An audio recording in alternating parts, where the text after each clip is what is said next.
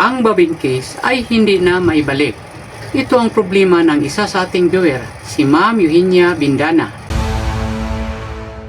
Ito ang kanyang comment. Good afternoon, sir.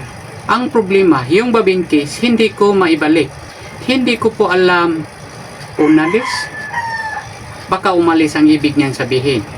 Kung may comment kayo, sana masisiguro ninyo na bawat salita ay madaling maintindihan para madali ko rin kayong matulungan. Di bale, bobbin case man lang itong kanyang concern. Napakaliit naman itong shuttle case na siyang bahay nitong bobbin case. Bago pa natin tatalakayin ang problema ni Ma'am Eugenia, pakilala mo na ako. Ako ang inyong Tutor Al, from Mandawi City, Cebu. Nagtuturo ako about basic sewing. Yung pananahing pangbahay, pwede rin pang hanap buhay. Kung gusto nyo matuto, isubscribe nyo ang aking channel, hit the notification bell para updated ka sa susunod ko pang mga video. Don't forget to like, share, and comment. Musta mong mga Bisaya? Labi na gyud taga Cebu, City of Province. Ug kadtong mga silingan ako diri sa Mandawi City. Ma'am Eugenia, kung hindi nyo maibalik ang bobbin case, baka nagkamali lang kayo sa pagkabit pabalik.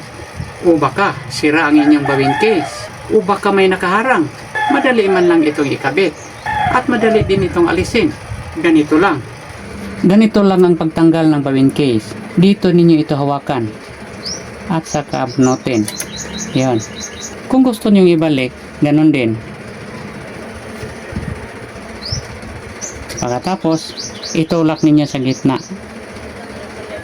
Yan. Tumutunog na. Ibig sabihin, nakalak na yan. Kung hindi nyo maibalik, baka may nakaharang sa ilalim. Baka may pisa na nagluluwag o kaya natatanggal na humarang pagbabalik ninyo ng bobbin case. Tanggalin natin ulit. Yan. At ibalik natin.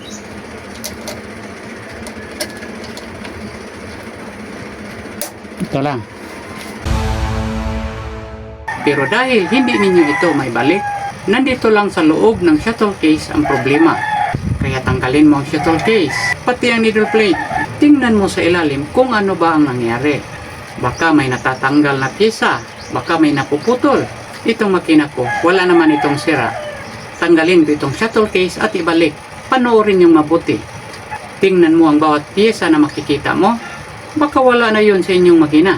Kung matatanggal mo na, linisin mo na lang. At pagkatapos mong ibalik, lagyan mo ng oil.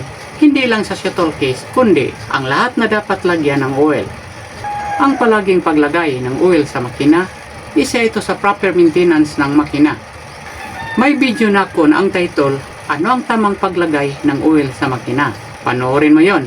May matutunan ka doon. Simulan na natin. Ito ang needle plate, tanggalin natin ito at saka itong slide plate.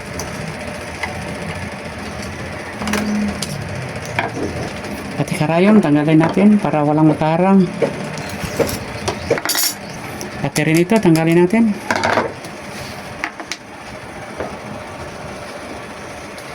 Ito ang shuttle case, ito ang bobbin case. Tatanggalin natin ito, unahin natin ang bobbin case. Dito niyo ito hawakan.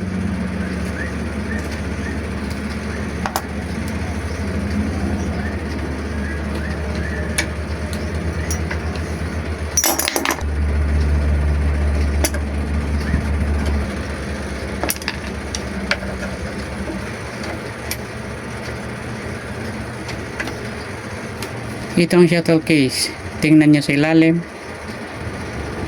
Itong pyesa na to, minsan mabubungi ito dito, matatamaan ng karayom, minsan mapuputol, minsan may isang tornilyo nawawala, minsan din itong lahat nawawala dahil ang dalawang tornilyo ay ang nawawala. Siyempre wala nang makakapit nito, nawawala din ito. Kung wala ito, bilhan nyo. Ito din, tingnan nyo itong pyesa na to.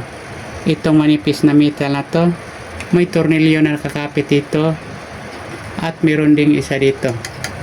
Minsan mapuputol ito dito, minsan mawawala ang isang tornilyo, meron ding isa dito, minsan mapuputol ito, minsan dito mapuputol. Tingnan nyo, kung napuputol, palitan nyo. Madali man lang ito ikabit. Hindi nyo ito may kabit kung hindi nyo tatanggalin ang shuttle case. Sa pagbukas natin sa shuttle case, Baka nakita ninyo kung ano ang dahilan. Ikaw lang makakita na ito.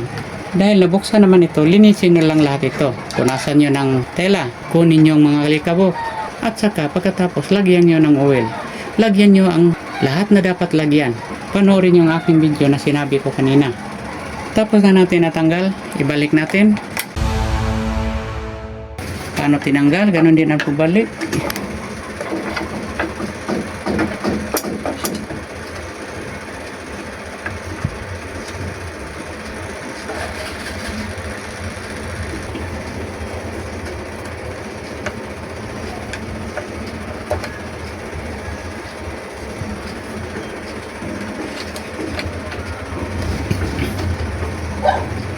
Ito, tingnan nyo ito. Dito rin ito.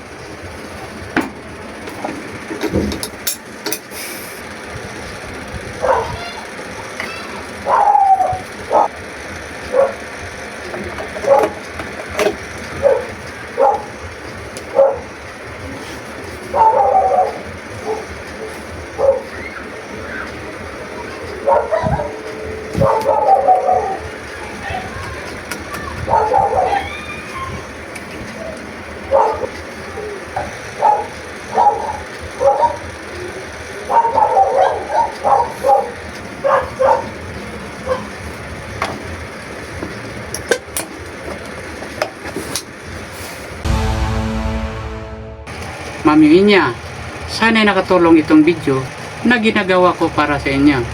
Alam ko naman na may makina sa bahay na nakarelate itong inyong problema. Kita-kita tayo sa susunod kong upload. Ako ang inyong tutorial para sa basic sewing tutorial. Good luck, good health, God bless.